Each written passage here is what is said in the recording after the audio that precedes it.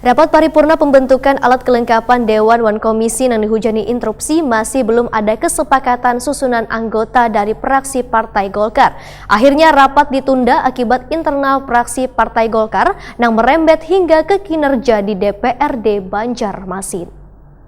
76 ayat 3 menyebutkan Rapat paripurna pembentukan alat kelengkapan Dewan Wan Komisi yang dihujani interupsi pada jelang kamarian Selasa 1 Oktober 2019 lantaran masih belum adanya kesepakatan susunan anggota dari fraksi Partai Golkar akhirnya ditunda hari Rabu 2 Oktober 2019. Wakil Ketua DPRD Banjarmasin Ananda Wayah Ditakuni Prima TV usai rapat mengaku kada nyaman dengan fraksi lainnya di Dewan Banjarmasin akibat internal fraksi Partai Golkar hingga merembet ke kinerja di DPRD Banjarmasin. Ketua DPD Partai Golkar Banjarmasin ini pun meminta maaf atas permasalahan ini. Menurut Ananda, yang harus diingat adalah anggota fraksi yang terpilih pada pemilu lalu adalah perpanjangan tangan partai, harus tunduk pada aturan partai. Apalagi aturan ini hasil dari rapat pleno DPD Partai Golkar Banjarmasin. Menurut Ananda, ada oknum dari fraksinya yang kada mau mengikuti aturan yang sudah baku tertulis. Mengenai adanya pernyataan bila nang bersangkutan kada diajak dalam rapat, Ananda pun mengakuinya lantaran dalam rapat pleno nang bersangkutan kada termasuk dalam unsur pengurus DPD Partai Golkar Banjarmasin.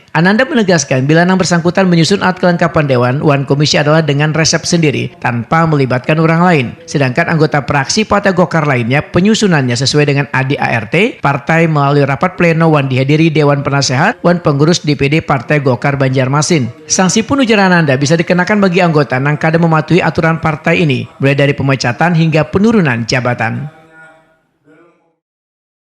Jadi seperti ini, beliau menyusun susunan alat kelengkapan Dewan dengan resep sendiri tanpa melibatkan orang lain. Sedangkan kami sesuai dengan ADART partai.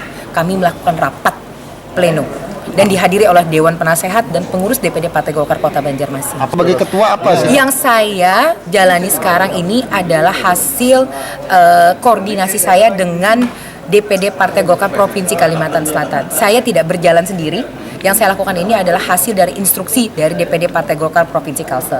Kalian tahu siapa DPD Partai Golkar Provinsi Kalsel? Ya sudah kalau tahu siapa. Ada sanksi dari DPD Golkar terhadap fraksi ini? Dari ADART kami sudah sangat jelas sanksinya. Itu ada di pasal 4 apabila menyalahi yang sudah diputuskan oleh nanti Pak Matura yang lebih jelas. Intinya kalau partai sudah menentukan A kemudian tidak mengikuti aturan itu bisa dikenakan sanksi partai. Bentuk sanksinya? Bisa pemecatan, bisa penurunan terhadap jabatan yang sudah ada. Betul. Jadi saya akan konsolidasi ke dalam lagi ya. Ini yang pertama yang terjadi di Golkar. Ini pertama terjadi dalam Golkar, Pak. Ini adalah ujian bagi saya, Pak.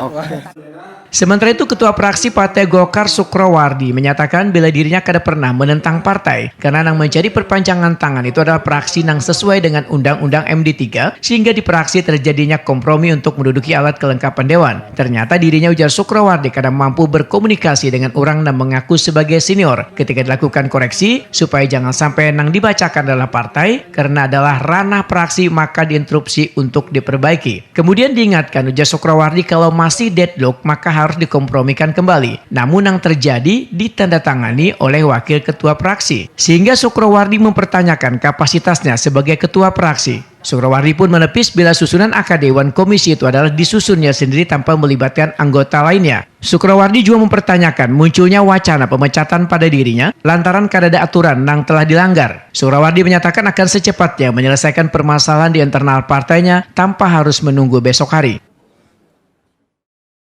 Dengan resep sendiri?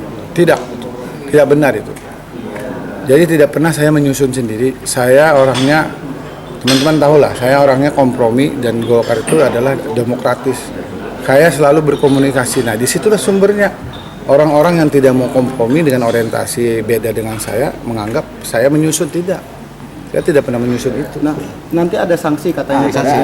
Ini bagaimana nih? Sanksi hingga pemecatan. Kalau saya dipecat, apanya yang saya melanggar? Yang melanggar apanya? Sampai saya dipecat. Pendukung saya akan marah. Dan saya juga akan melawan. Pemecatan apa? Mudahkah itu dipecat? Melanggar apa saya? Pasal apa yang saya langgar? Ini kan masalah komunikasi lah, itu akan dibuktikan itu. Saya aja membenahi praksi aja dianggap salah, ruangan praksi. Padahal kan saya ingin membangun semangat bahwa jadi anggota dewan adalah bagian daripada semangat. Kalau sampai saya dipecat, apanya yang dipecat? Pasal apa yang saya melanggar? Artinya kehadiran saudara tidak diterima oleh sebagian itu? Kemungkinan besar masih itu. ada miskomunikasi. Iya, masih ada miskomunikasi yang saya tetap berusaha membangun. Saya rasa ini clear lah. Saya tidak akan berprediksi buruk sebagai hak sana. Pak, kemungkinan esok jam 10 itu sudah selesai, Pak? Ya saya, jangankan jam 1 jam 2 jam ini saya juga akan bisa renungkan dan itu cepat selesai. Siap dilibatkan juga. Yang penting saya harus dilibatkan. Kalau itu memang komprominya harus dilibatkan, ya libatkan. Saya ada kok. Sementara itu Ketua DPRD Banjarmasin Hari Wijaya menyatakan bila sidang akan dilanjutkan di hari Rabu 2 Oktober 2019.